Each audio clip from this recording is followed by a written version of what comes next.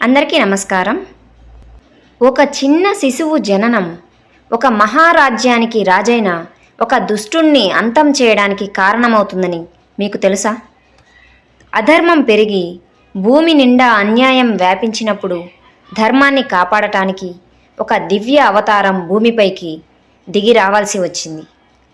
అతడే శ్రీకృష్ణుడు.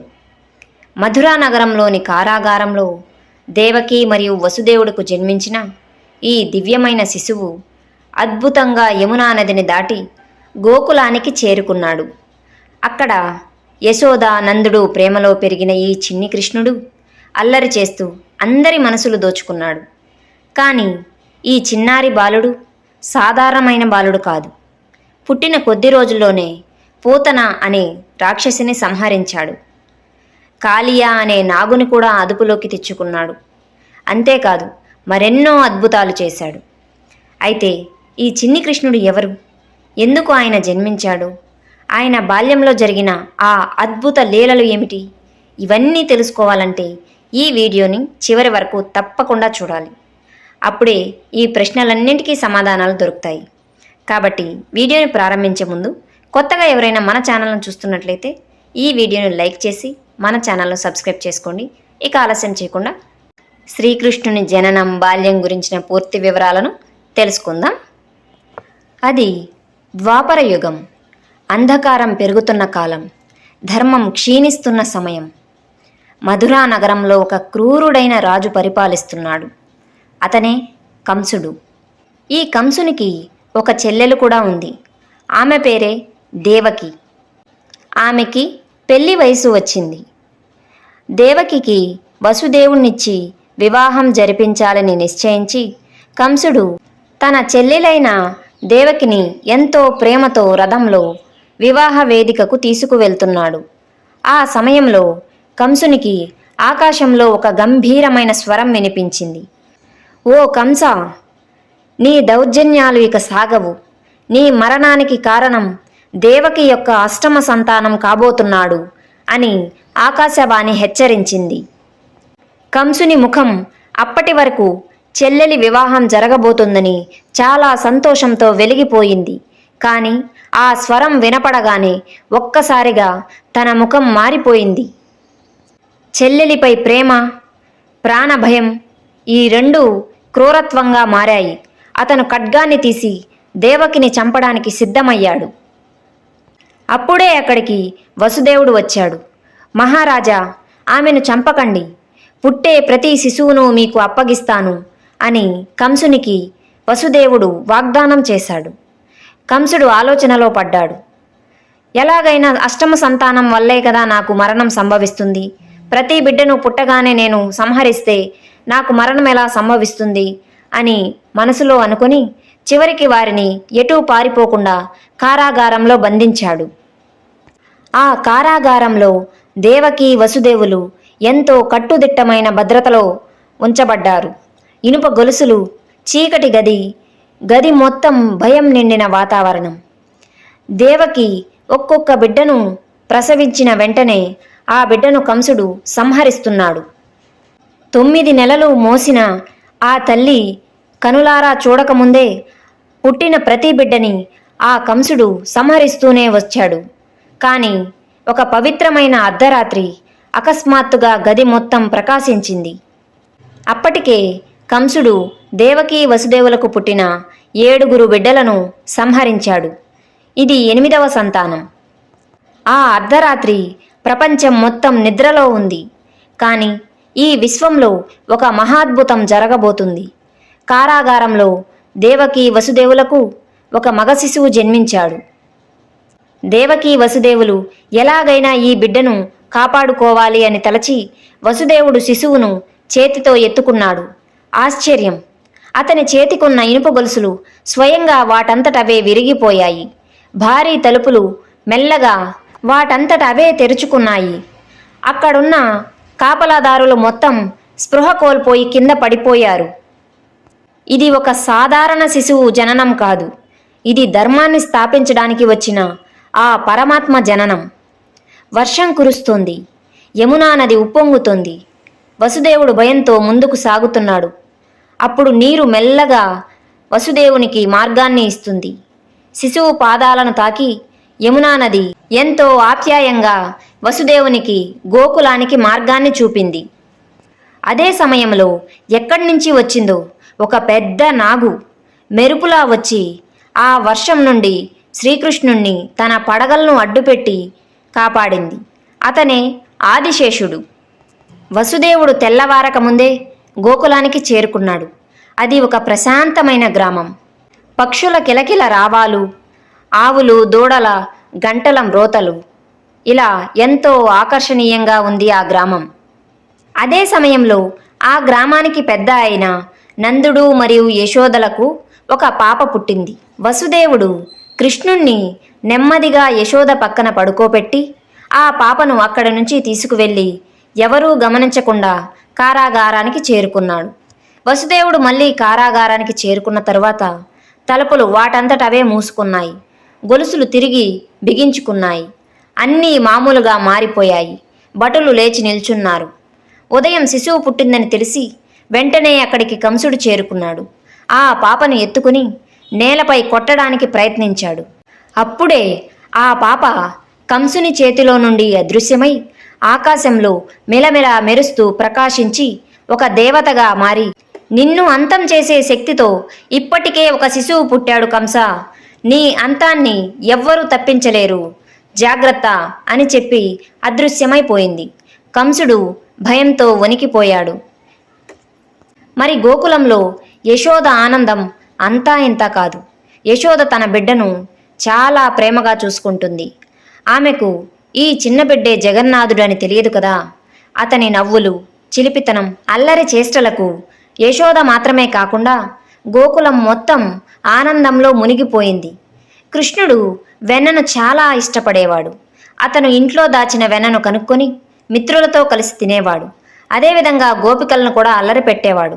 గోపికలు యశోద దగ్గరకు వచ్చి కృష్ణుడిపై ఫిర్యాదులు చేసేవారు. ప్రతిరోజు ఇలా గోపికల ఇళ్లల్లో వెన్నను దొంగిలించేవాడు కృష్ణుడు మరియు వారి స్నేహితులు. ఇలా ప్రతిరోజు జరుగుతుండేసరికి గోపికలందరూ వచ్చి యశోద దగ్గరకు, నీ బిడ్డ మా వెన్న అంతా తినేస్తున్నాడు, మేం ఏం చేయాలి అని ఫిర్యాదులు చేసేవారు. అందరూ గోపికలతో విసిగిపోయిన యశోద ఒకరోజు శ్రీకృష్ణుణ్ణి పట్టుకుని ఆమె ఎంతో కోపంగా, ఇంత అల్లరి చేస్తావా అని గట్టిగా వారిస్తూ పక్కనే ఉన్న రోటికి కట్టివేయాలని ఆలోచించి ఎన్ని దారాలు తీసుకువచ్చి కట్టివేయాలన్నా కృష్ణుణ్ణి కట్టి ఉంచటానికి ఆ దారాలు 2 అంగుళాలు తక్కువగానే అయ్యేవి.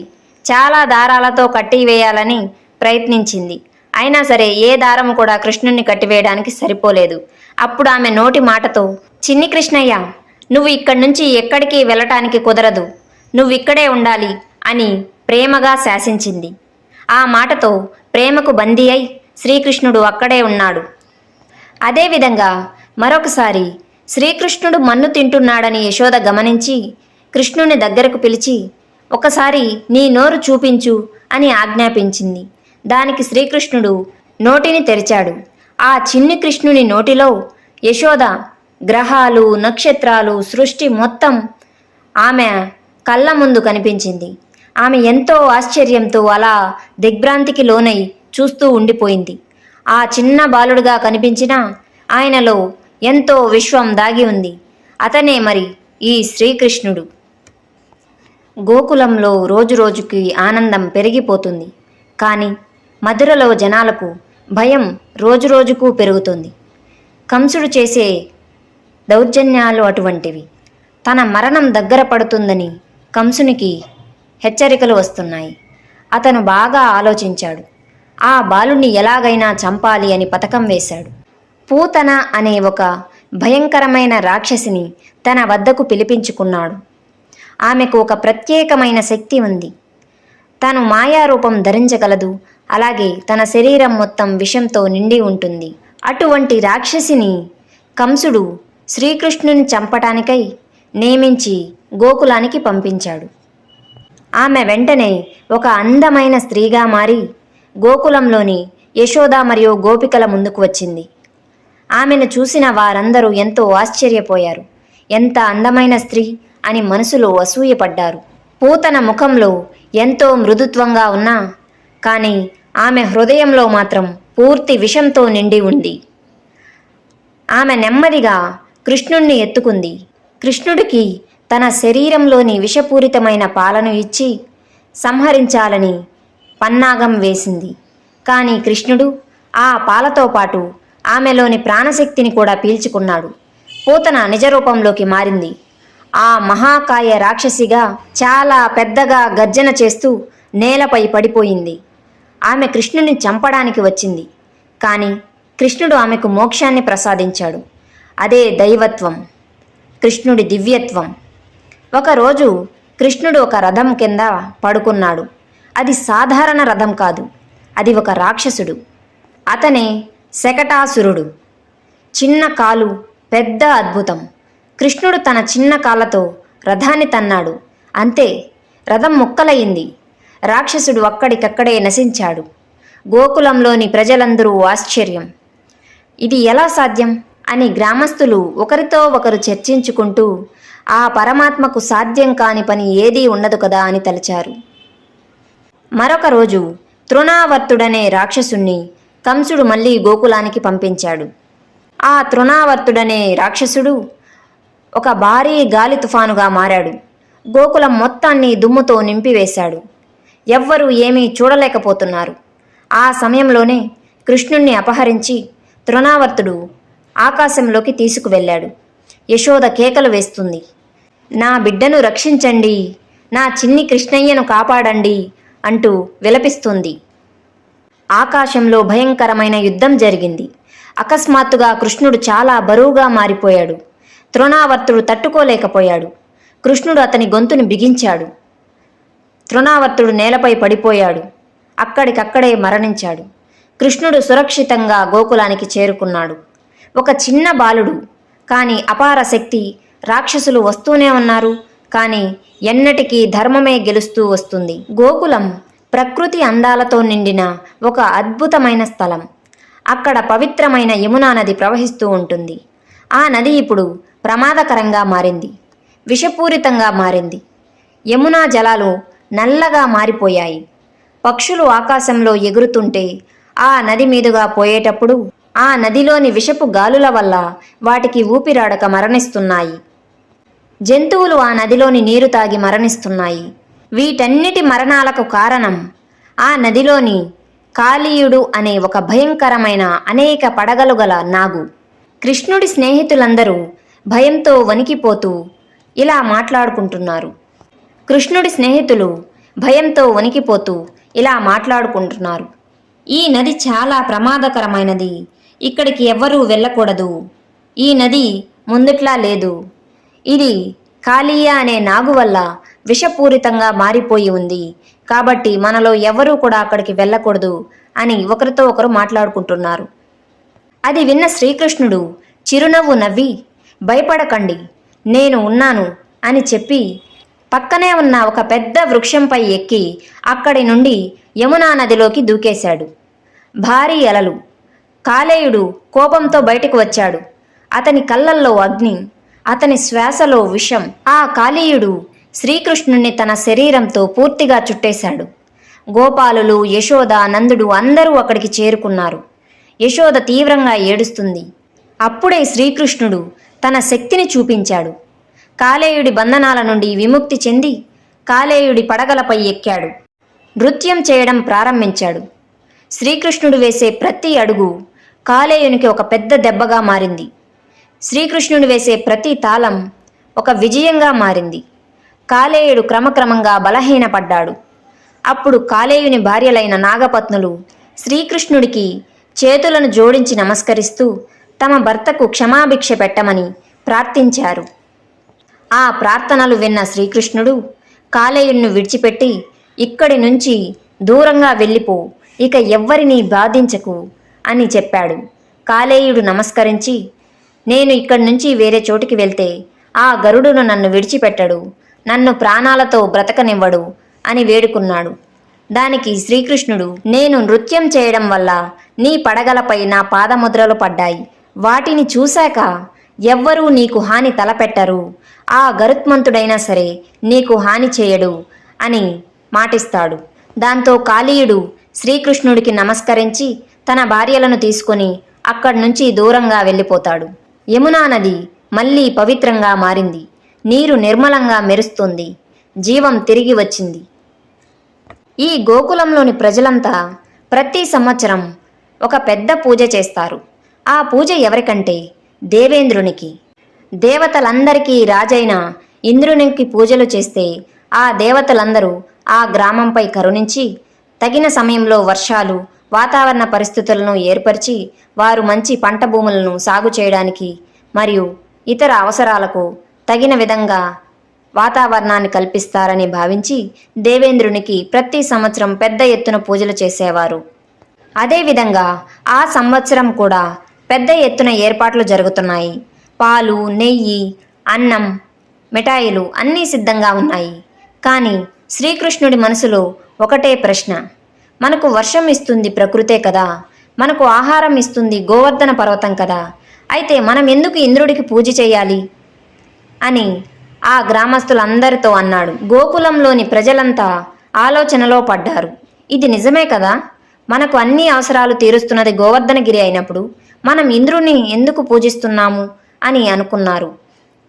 అందరూ బాగా ఆలోచించి ఈ సంవత్సరం మనం గోవర్ధనగిరికి పూజ చేయాలని నిర్ణయించుకున్నారు. అనుకున్నదే తడవుగా పూజ చేయడానికి అన్నీ సిద్ధం చేసుకుని గోవర్ధనగిరి వద్దకు వెళ్ళి పూజలు ప్రారంభించారు. ఇదంతా చూసిన ఇంద్రుడు కోపంతో మండిపోయాడు. నా పూజను నిర్లక్ష్యం చేస్తారా?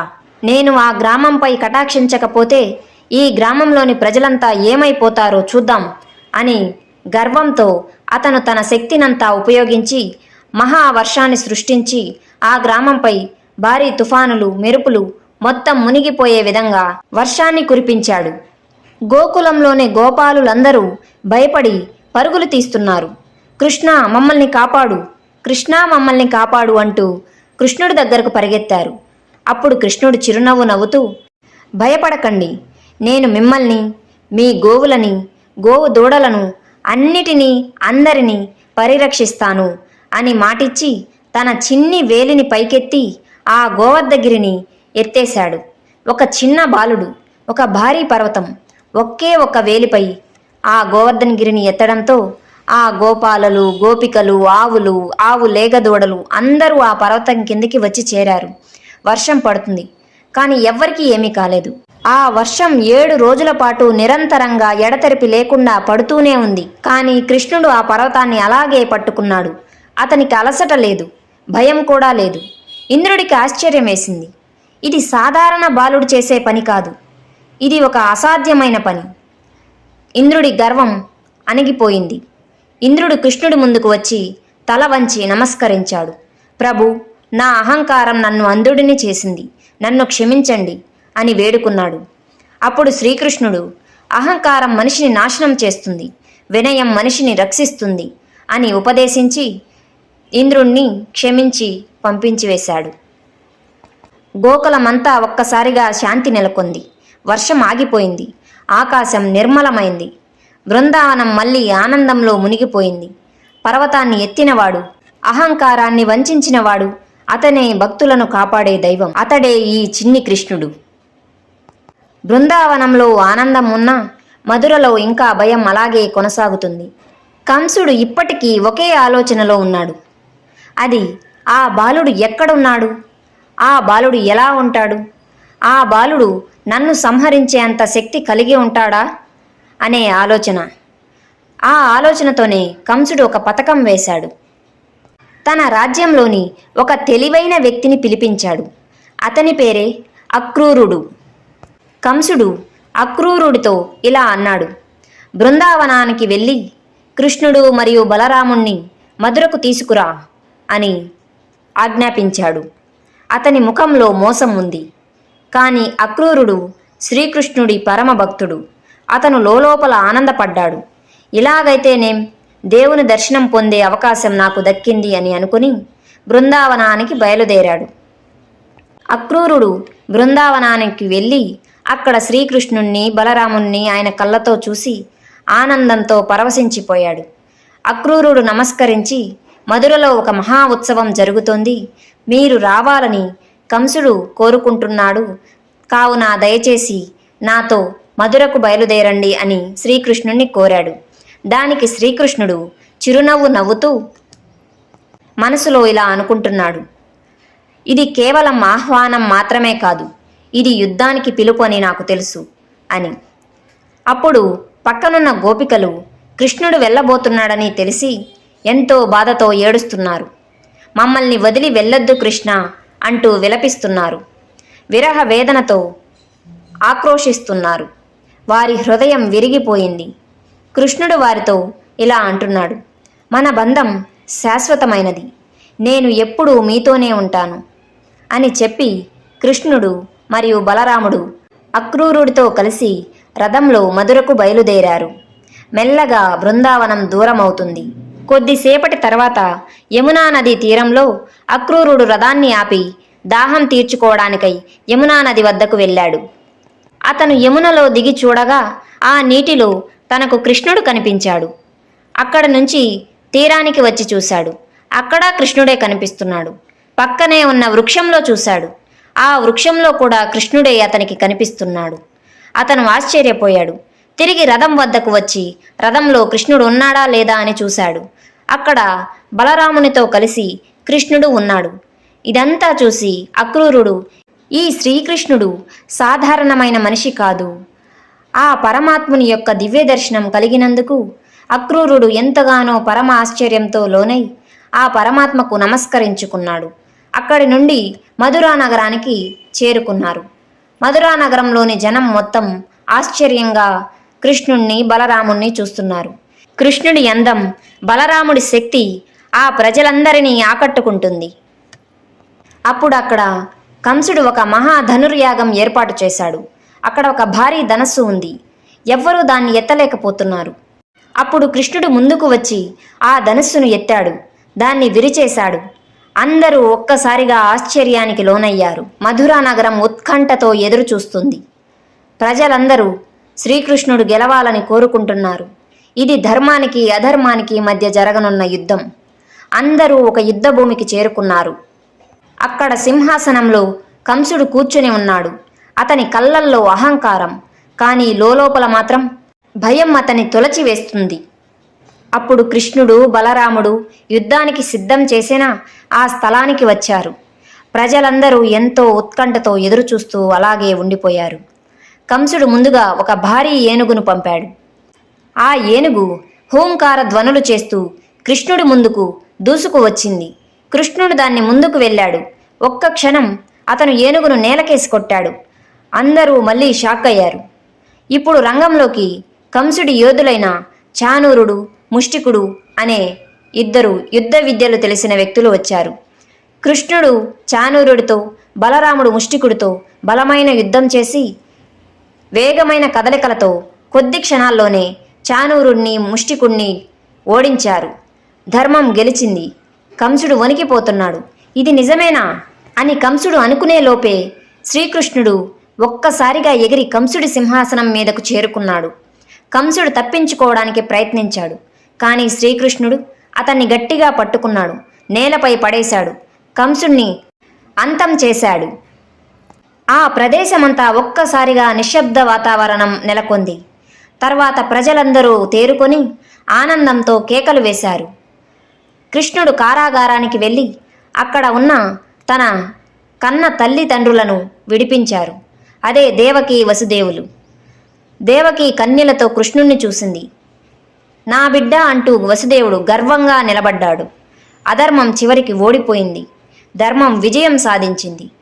భయాన్ని ముగించినవాడు, న్యాయాన్ని స్థాపించినవాడు మన శ్రీకృష్ణుడు. జీవితం కోసం శ్రీకృష్ణుడు చెప్పిన సత్యాలు ఇప్పుడు మనం తెలుసుకుందాం. తల్లి గర్భంలో ఉన్నప్పటి నుంచే చెరసాలలోని భటులు విధించిన శిక్షలను అనుభవిస్తూ ఎట్టకేలకు జన్మించిన ఒక చిన్న బాలుడి కథగా ప్రారంభమై ఈ ప్రయాణం ఒక మహారాజ్యానికి రాజైన కంసుణ్ణి హతమార్చే ఒక గొప్ప వీరుడుగా మార్చింది. ఆ బాలుడే శ్రీకృష్ణుడు.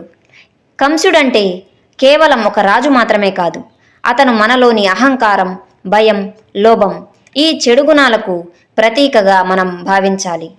రాక్షసులంటే పూతన మోసంగా, కాళీయ విషం అనగా నెగిటివ్ ఆలోచనలుగా, ఇతర రాక్షసులు మనలోని లోపాలుగా భావించి శ్రీకృష్ణుడు ఏ విధంగా సంహరించాడో అదే విధంగా మనలోని చెడును తొలగించుకోవాలని ఈ కథ ద్వారా గ్రహించాలి. మన జీవితం కోసం శ్రీకృష్ణుడు ఇచ్చిన అతి ముఖ్యమైన సూత్రాలు ప్రేమతో జీవించటం, అహంకారాన్ని వదిలేయటం, ధర్మాన్ని అనుసరించటం, భయాన్ని జయించటం మొదలైన వాటిని అనుసరించడం ద్వారా మనం సులభంగా మోక్షాన్ని చేరుకోగలం. కృష్ణుడు ఎక్కడ ఉంటాడు అని వెతకకుండా కృష్ణుడు మన హృదయంలోనే ఉంటాడు. ప్రేమగా ఉంటే, నిజాయితీగా ఉంటే, ధర్మంగా జీవిస్తే కృష్ణుడు ఎప్పటికీ మనతోనే ఉంటాడు, మనలోనే ఉంటాడు. అతనే భక్తులను ప్రేమించే ఒకే ఒక్క దైవం, ఆ పరమాత్మ. అతనే జై శ్రీకృష్ణ. సర్వం శ్రీకృష్ణార్పణం. ఈ వీడియో పూర్తిగా చూసిన ప్రతి ఒక్కరికి నా ధన్యవాదాలు తెలుపుకుంటూ, ఇలాంటి మరెన్నో ఆధ్యాత్మిక విషయాలను గురించి, కథలను గురించి తెలుసుకోవాలంటే వెంటనే ఈ వీడియోను లైక్ చేసి మన ఛానల్ను సబ్స్క్రైబ్ చేసుకోండి. అలాగే నెక్స్ట్ వీడియోలో ఏ దేవుని కథ కావాలో కామెంట్ రూపంలో నాకు తెలియజేయగలరు. మరొక్కసారి మీ అందరికీ ధన్యవాదాలు తెలుపుకుంటూ మరో మంచి వీడియోతో మళ్ళీ కలుద్దాం. అంతవరకు సెలవు.